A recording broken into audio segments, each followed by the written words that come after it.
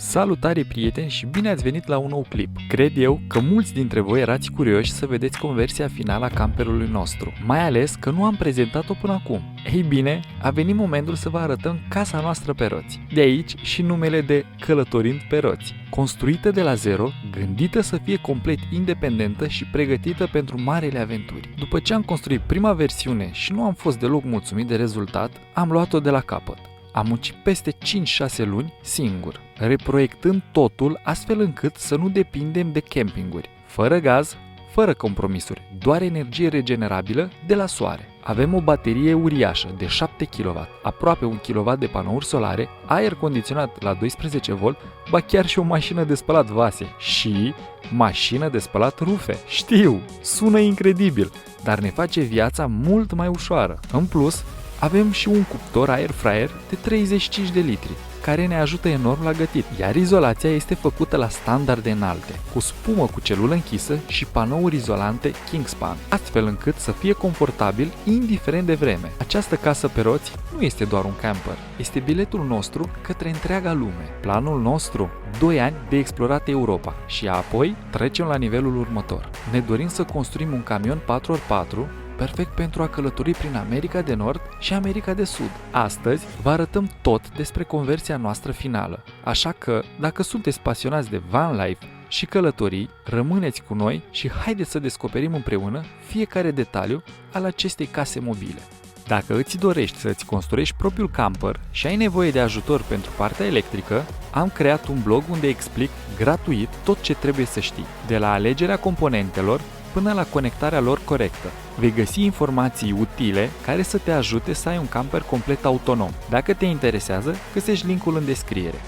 Dacă ți-a plăcut acest video și vrei să ne urmărești aventura prin lume, nu uita să apeși butonul de subscribe și să activezi clopoțelul. Așa, nu vei rata niciun episod din călătoria noastră. Lasă-ne și un like dacă ți-a plăcut conversia camperului și spune-ne în comentarii ce părere ai despre casa noastră pe roți.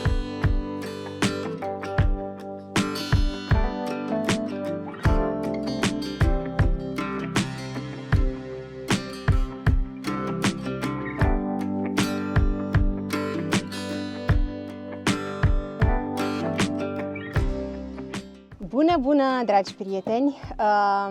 Astăzi vreau să încep prin a spune că eu nu mă pricep mult la vorbit și la a explica și a da detalii. Am să încerc, unde mă opresc o să intervină mădă. Astăzi am vrea să vă prezentăm un pic camperul și haideți cu noi! Ta-da! Aici este mica noastră sufragerie, zona de zi, unde mâncăm, unde gătim și unde ne petrecem cel mai mult timp. De data aceasta am pus pe ambele scaune suport pentru a se putea roti. Pe data trecută nu îl aveam și ne-a ușurat extraordinar de mult munca în camper. Acum le vom lăsa așa. Aici masa care se pliază. Seara de obicei o strângem și o folosim drept paravan la ușă, am mai inventat mădă ceva, pentru a putea lăsa canapeaua jos pentru a ne face patul, pentru a-și face patul mădă. Iar aici de desubt am făcut un fel de depozit, un spațiu de depozitare pentru încălțămintea noastră și a copiilor. Sus avem aici aerul condiționat, despre care o să vă vorbească mădă detaliile tehnice, că el e mai bun, așa ceva.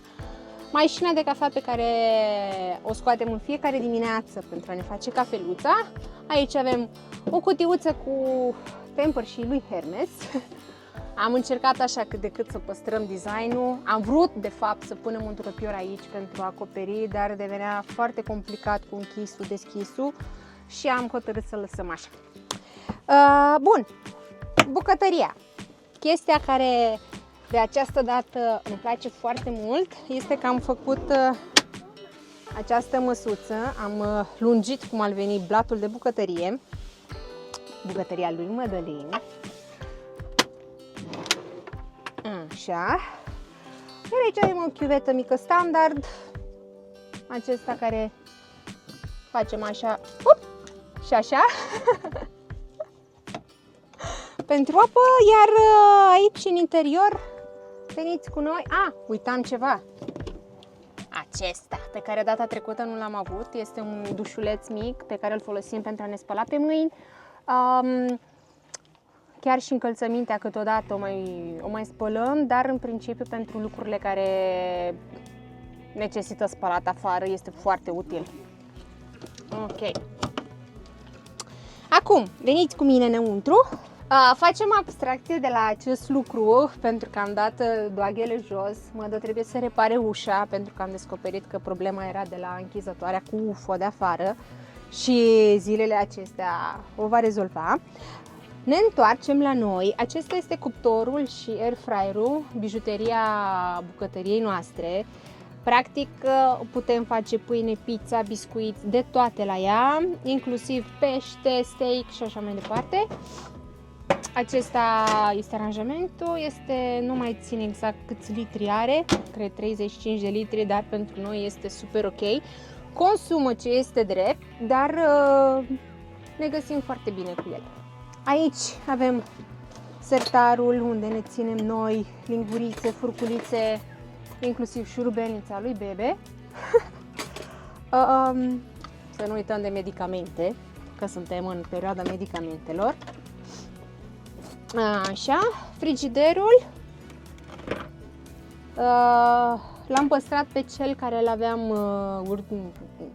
de la conversia anterioară. Este destul de încăpător pentru noi și este ok. Este ok. Încercăm oricum și noi când facem cumpărăturile să nu cumpărăm prea multe ca să putem să le punem bine. Iar acesta este sertarul cu de toate, cum îl numesc eu. Aici avem tigăile, avem 2 tigăi, farfurile, un castron, recipient pentru că ne facem salata. Iar acum vă arătăm cabineții, spațiile noastre de depozitare ale chestiilor noastre. De exemplu, în acesta avem cafeaua. Nu vă uitați aici. Aici este ceva ce nu trebuie să avem, dar din păcate avem. Sunt niște gogoșele. Pâinea, niște castronașe, paharele și cam atât. Noi de bucătărie și așa am ales să nu luăm foarte multe lucruri cu noi. Acesta cu floricele, cu frunze, este dulăpiorul lui Athena. Am încercat să le pun într-un mod cât mai organizat posibil, dar facem ce se poate. Acesta este dulăpiorul lui Hermes, el are cei drept mai puține, dar le-am băgat pe toate aici. Iar aici este spațiul lui Mădă cu calculatoare, încărcătorul și sistemul de alarmă pe care o să îl prezinte el. Iar acum, locul meu preferat este dușul. De această dată am optat dintr-un material subțire, mai lejer, ceea ce este foarte bine pentru noi. Am încercat să-l facem așa cu marmură, dar eu zic eu că ne-a ieșit extraordinar de bine. De această dată am pus și un sistem de aerisire despre care o să vorbească Mădă mai târziu. Am făcut această perdeluță pentru a nu ieși apa afară. Iar aici avem WC-ul compost pe care îl acoperim cu această placă. Avem bazinul de pipi, are 10 litri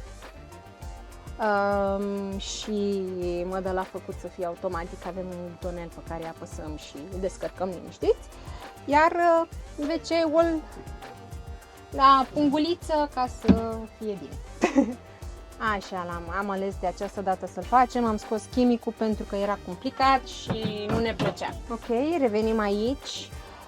În baie am ales acest spațiu de depozitare să-l facem aici cu produsele noastre de curățenie, șamponul, detergenții.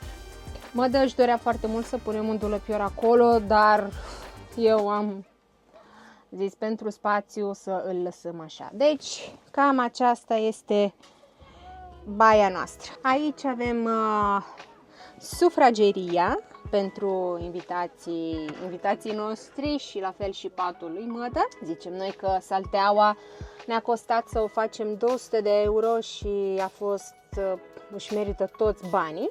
Iar aici de desubt mai avem încă un spațiu de stocare. Aici avem lenjeria cu niște păturici, acolo avem prosoapele și acolo 2 rucsace, le ținem eventual pentru necesitățile noastre. După ce am terminat baia și sufrageria, intrăm în dormitor. Aici avem mașina noastră de spălat vase, Tanam, unde să știți că chiar o folosim, nu atât de des, dar chiar o folosim, este super încăpătoare. Iar aici mai avem un spațiu de depozitare. Să dăm un pic asta la o parte. Aici unde ținem noi pastele, fructele, ceapa, sarea, conservele și este foarte încăpător și este ok pentru noi. Tot la fel, cu noua conversie am făcut acest lucru. Acum vă voi prezenta dormitorul meu și al copiilor. Haide, veniți cu mine. Aici avem 3 cabineți de hăinuțe. Mădă, eu, iar aici avem un dulăpior cu de toate. Creme, pastă de dinți, deodorante, pastile, medicamente, tot ceea de ce avem noi nevoie. Tocmai din acest motiv i-am spus lui Mădă să nu facem dulăpiorul la baie, pentru că oricum îl avem pe acesta. Acesta este al meu, sus la fel am depozitat, am separat hăinuțele de pijamale, șosețele. Acesta este al lui Mădă. Și să nu uităm de aceste minunate corzi de care noi suntem foarte mândri. Le folosim nu zilnic, dar aproape, pentru a usca diverse, când afară nu se usucă 100%. Seara le punem din nou aici și până dimineața sunt uscate. Aici este spațiu personal al Atenei. Bineînțeles, avem jucării, avem unicorni pe sus, pe jos, bufnițe, iar acesta este gemulețul lor preferat. Dimineața îi place să-l deschidem și se uite afară, le place. Lăsăm și plasa. Iar aici ceva ce mie și lui Mădă ne place foarte mult este invenția acestui gemuleț. Este esențial pentru noi. Seara îl deschidem puțin sau ziua, depinde când avem nevoie, pentru a face airflow-ul cu Max Fan-ul din față. În această parte aici avem spațiul lui Hermes, eu dorm la mijloc și deja ce i-am luat aici, aceste acțipilduri deja le-a stricat, mai bine zis. Iar acum vă vom arăta cum transformăm noi zona noastră de zi în zona de noapte, patul lui Mădă, iar după care vă voi face legătura cu Mădălin pentru a vă explica sistemul electric și sistemul de apă.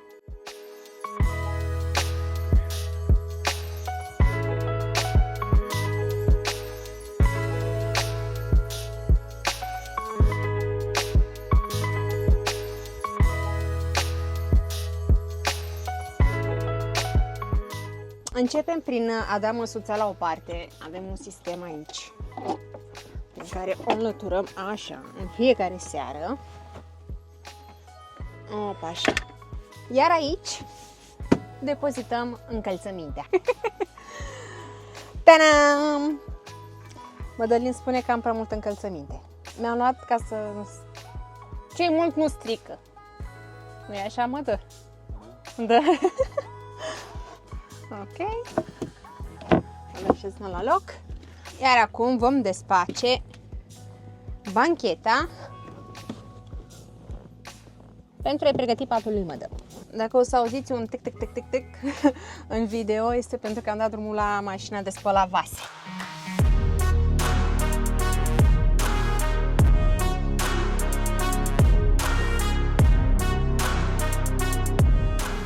Cam așa se prezintă dormitorul lui Mădă. Și să știți că se stă foarte bine și este foarte comod. Am făcut în așa fel încât să putem avea și spațiu suficient pentru a ne duce seara la baie, ceea ce este foarte ok. Iar aici, vrând, stai 2 persoane liniștite. Are 80 pe 2 metri și 10, dacă nu greșesc. Acum, după ce v-a arătat Mădă partea mai domestică, acum intrăm un pic mai în partea tehnică, mai în pâine, mai cred eu că vă interesează mai mult pe mulți dintre voi partea asta, pentru că la urma urmei este și inima vanului, mai ales tot sistemul electric. De fapt, cam și de asta îți faci un van în regim propriu, ca să ai autonomia asta așa mare pe van, cu baterie mare, să fie off-grid, panouri solare, mă rog. Cu astea spuse, haideți să vă arătăm bateria. Noi bateria am montat-o aici, sub această banchetă. Ca să ajungi la baterie, va trebui să ridicăm așa frumos asta, pac. Și aici avem bateria. De fapt, nu doar bateria, ci tot sistemul electric. Avem o baterie litiu-fier-fosfat, asta, de la Ultimatron, are 560 de amperi la 12 volt. În kilowatt ar fi undeva la un 7,2 kW. Este ok. Aici avem Blue Smart-ul, adică încarcă din rețeaua 220, ne încarcă bateria noastră când avem nevoie să ne încărcăm de la rețea. Pentru că avem 3 puncte de încărcare. Aici avem DC-ul to DC, adică ne încarcă de la alternatorul mașinii, în timp ce mergem ne încarcă bateria. Aici avem bus barurile, siguranțe, aici și fiecare cablu în parte, fiecare instalație în parte, putem să o numim așa, are siguranța ei. Deci absolut orice fir are siguranță. Bateria i-am pus aici siguranță de 300 de amperi. Aici nu am găsit o siguranță cu butonel din cauza faptului, nu știu dacă se vede pe video, dar aici avem secțiunea de 185 de milimetri de cablu, ce înseamnă că este cam așa și mi-ar fi fost extraordinar de greu să pot să-i pun, mă rog, să-l bag într-o căsuță sau așa mai departe. În spate avem solar chargerul și invertorul la 3 kW, o să vi-l arăt și pe ăla după. Deasupra avem 4 panouri solare, un panou, fiecare panou în parte a 200 de W, undeva în total la 800 de W de încărcare. În spatele meu avem și un aer condiționat la 12 V, ăsta este superb. Deci consumul este undeva la 300 de W oră. Noi avem o izolație făcută extraordinar de bine din spumă și din panouri de la Kingspan. Spuma este de la Penosil cu celulă închisă. Noi vara, când afară sunt 45 de grade, ne punem la soare, stăm la soare, fără nicio problemă, dăm drumul la nebunia asta și stăm aici perfect. Credeți-mă, merge non-stop. Și seara când dormim, ăsta ne merge non-stop. Este un pic zgomotos, ce-i drept, față de un aer condiționat domestic de acasă, dar pentru 12 V nu găsești ceva mai ok. Mai sunt aere condiționate pentru autorulote, dar merg la 220. Alea la 220 îți mănâncă undeva la 1 kW, dacă nu și mai mult de 1 kW pe oră. Mai mult de 5-6 ore n-ai să-l ții tu niciodată pe ăla deschis, e imposibil, pentru că ce baterii poți să ai. În schimb ăsta, credeți-mă, e top, top, top. Este o marcă chinezească, am plătit puțin pe el, vreo 500 de euro, dar suntem extraordinar de satisfăcuți. Aici jos, stați așa că Mădă v-a arătat, în partea asta dăm la o parte măsuța. Aici jos, nu știu dacă se observă foarte bine pe video, dar avem două butonele, ăsta și cu ăsta. Ăsta de aici, deci când este așa înseamnă că este închis. Dacă îl dau pe mijloc, este neutru. Dacă îl ridic acum în sus, o să mi se deschidă tancurile. Practic, de desubt am două valvule electrice ce pot descărca pipi și apa grea, adică apa cu săpun, din buton. Astea le văd eu foarte comode, nu trebuie să te bagi de fiecare dată sub van ca să dai drumul la apă. Ca să nu te bagi sub van. Noi, cum v-a arătat și Mădă, avem WC-ul compost. Prima oară aveam chimic și era un dezastru, nu-l recomandăm absolut deloc, dezastru. Trebuia să te duci tot timpul, să descarci, să-l speli, din două zile trebuia să faci asta și nu găseai mereu un loc unde să-l poți descărca. În schimb cu ăsta, urina se duce într-un rezervoraș și o descărcăm când se umple. Pe aia poți să o descarci unde vrei pentru că este organică, este biologică. În schimb, apa cu săpun, trebuie să găsești locuri special amenajate să o descarci. Poți să o descarci și pe asfalt pentru că se usucă cu soare. Nu este indicat pentru că uneori are un pic de miros a canal, dar în situații extreme poți să o faci. Acum haideți să trecem mai sus, aici să vă arătăm panoul nostru de comandă. Ăsta este rezervorul de pipi care ne arată cât l-am încărcat și să-l descărcăm. Ăsta este rezervorul de apă gri, trebuie să mergem în curând să descărcăm. Ăsta este încălzitorul diesel, ăsta este invertorul, acum este pornit pentru, cum v-am spus și mădă, ne funcționează. Am băgat vasele la spălat acolo și avem invertorul pornit. Aici avem apa curată, adică apa ce o folosim să ne spălăm și, mă rog, apa curată, potabilă. Ăsta este un întrerupător dimerabil pentru spoturile astea de sus. Aici avem lumina în baie, aici avem ventilatorul din baie, de care v-a vorbit mădă mai devreme. Haideți să vi-l și arăt dacă tot i-am dat drumul. Este ăsta de aici, este foarte util când facem duș. Asta este pompa de apă, nu o să o închid pentru că avem dată drumul, cum v-am mai spus, mașina de spălat vase. Iar ăsta este LED-ul copiilor, așa îl numim noi, adică ăsta de aici. Cam ăsta e panoul nostru de control, așa îl numim noi. Prima oară, în prima conversie, pentru cine ne urmărește, ăsta este un alt layout. Noi am avut un alt layout prima oară. L-am schimbat total. Le-am pus astea din plastic, noi aveam din lemn data trecută, ceea ce cântărea foarte mult. Și aveam digital, controlam totul de pe o tabletă. Băi, dar releurile alea uneori se mai ardeau sau nu se conectau și era un dezastru. Mereu cu degetele pe tabletă. Am zis, nu, buton, boșon. Punem boșonel, că apăsăm cu degetul, că e... Bun. Acum haideți să trecem puțin la sistemul nostru de alarmă. Ne-am montat și un sistem de alarmă pe camper. În primul rând, unul este manual. Lanț, tată, lanțus. Stați așa că nu știu unde e. Uite-l aici. Îl avem aici. Îl avem prins odată din partea asta. N-ai cum să-i mai dai drumul ăsta niciodată în viața ta. Și pe ăsta, după ce întoarcem scaunul, haideți să vă arăt aici la șofer. Îl prindem, uite așa. Dăm de aici, desfacem ăsta și îl prindem aici.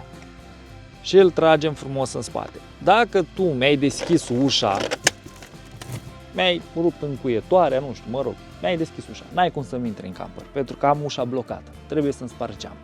Dacă îmi sparg geamul, îmi sună alarma și aud, oricum îmi sună alarma și așa, dar bine, hoțul dacă vrea să-ți intre, tata, n-ai ce să faci, îți dă un geam jos și ți-a intrat. Este un sistem în plus de siguranță. Avem și alarmă, o avem aici, telecomanda de la alarmă, butoanele de la telecomandă. Avem o alarmă smart, conectată tot timpul la internet. Noi avem pentru cine nu știe sau mă rog, care ne urmărește, pentru cine se uită prima oară la noi și prima oară când vede acest video, noi avem și Starlink pus pe camper. Camperul e conectat non-stop la internet și alarma este conectată non-stop la internet. La fel și camerele, camera asta, și mai avem pe camper 4 camere. Una în față, una în spate și 2 laterale. Astea filmează non-stop. Când noi plecăm și parcăm camperul, ne trimite notificare pe telefon. Dacă cineva se apropie de camper, dacă cineva trage de camper, mă rog, prima oară primim notificare, hei, cineva s-a apropiat de camper, și dacă începe să tragă de el, abia atunci o să înceapă să sune și alarma. Alarma la fel și ea conectată la Starlink și la fel pe telefon ne sună și fiecare senzor în parte este conectat divers și mi-apare pe telefon. Ușa principală, așa o numim noi pe asta, ușa de la șofer, ușa de la pasager, ușa din spate. Avem și senzori de mișcare, sunt 2, unul pus aici și unul este pus în spate, acum o să ducă mădă să vi-l arate, și 2 senzori de mișcare. Cu astea spuse, cred eu, iar aici sus avem Max Fan-ul, dar pe ăsta îl știți deja cu toții, nu cred că este o noutate să ai un Max Fan. Iar pentru securitatea noastră avem montate în camper și câțiva senzori de fum și de CO2. Sub banchetă, aici unde am bateria, nu știu dacă l-ați văzut, dar este ăsta de aici, avem un senzor fum și CO2. În cazul în care s-a aprinde ceva, nu știu așa, îmi sună ăla și știu. Mai avem unul sus acolo, la fel. În cazul în care se întâmplă ceva, sună. Și în garaj, la fel, mai avem unul. În partea de jos am montat încălzitorul, o să meargă mădă cu camera să vi-l arate.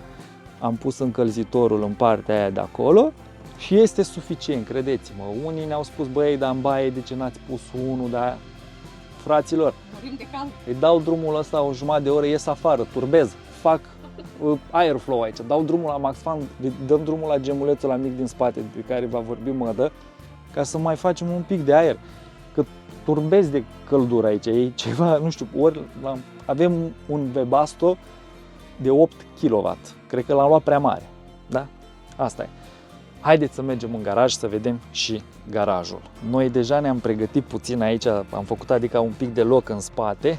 Și am uitat să vă spunem, noi avem montate și UFO pe camper. Este un sistem de siguranță în plus.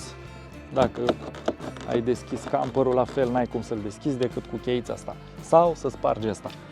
Clar, ca și host, dacă vrei să-l spargi, îl spargi și intri. Doar că te mai încurc un pic, îl mai încurc un pic.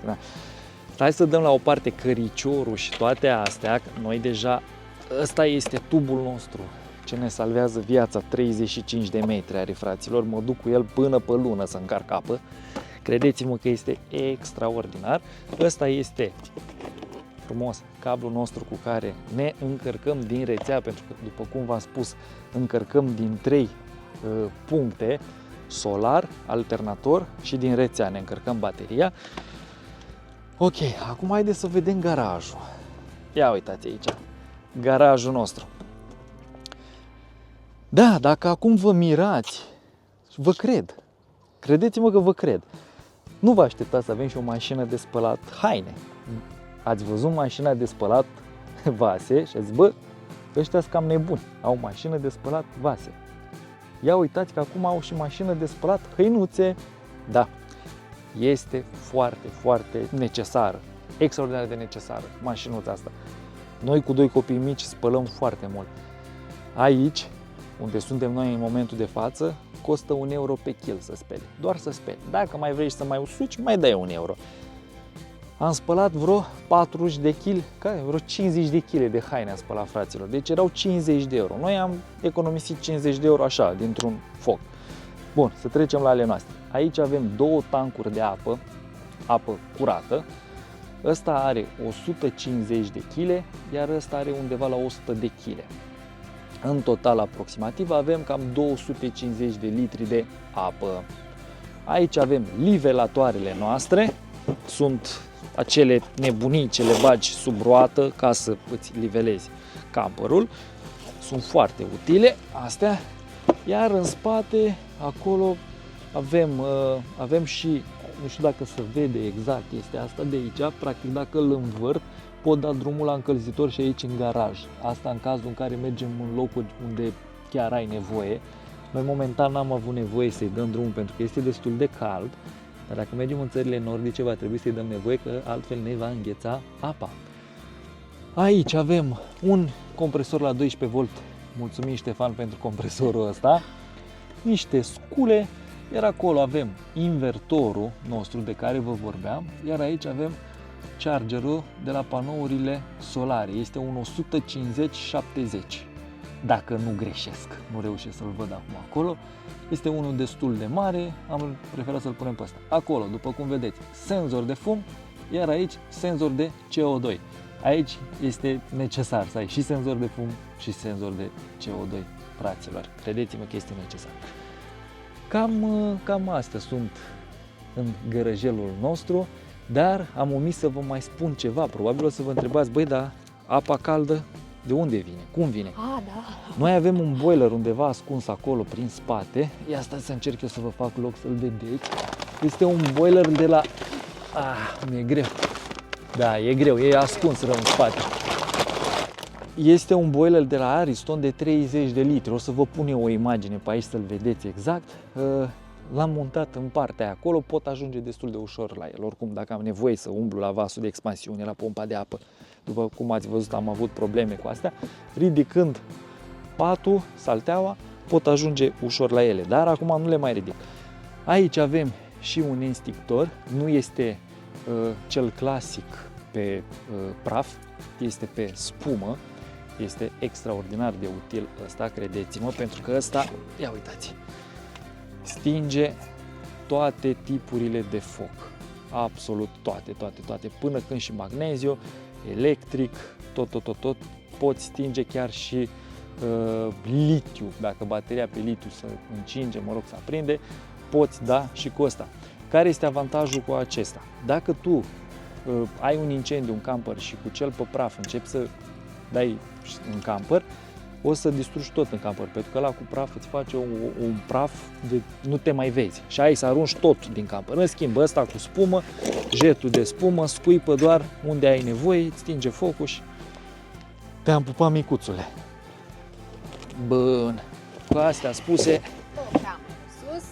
da, astea sunt camerele de sus și acum o să vă iau cu mine sus pe camper ca să vă arăt Starlink-ul și panourile solare și camerele și alarma. M-am repetat cu acest și, dar am făcut-o intenționat. Avem și o scară de asta așa frumos și mecheroasă. Ne este necesară din cauza faptului că trebuie să urcăm mereu sus să curățăm panourile solare. Așa. Bun. Și acum haideți sus cu mine să vă arăt ce avem aici sus. Așa. Astea sunt panourile solare de care vă vorbeam. Frumos. Noi suntem extraordinar de mulțumiți de ele. Unicul lucru, trebuia sistemul să nu-l fac doar flat, ci trebuia să-l fac să se și ridice la 45 de grade. Acolo Starlink, acolo alarma, aici aerul condiționat și cam așa se prezintă camperul deasupra. Băi, mă scuzați de această frizură, va trebui mădă să mă tundă în curând pentru că Urmează, cred că în seara asta. am fost un schel și am un păr în cap de nu mă mai suport. Noi am profitat puțin că am reușit să lăsăm copiii prietenilor noștri de aici cu Magic Bus și am putut filma acest video pentru voi, că altfel ne-ar fi fost incredibil de greu. Da, Mădă, vrei să adaugi ceva? Sperăm că v-a plăcut conversia noastră. Nu este una 100% super profi, dar Mădălin aici, având în vedere că a lucrat singur, eu cred că a scos un rezultat super bun, mai ales pentru noi este perfect așa. Mulțumim! Mua!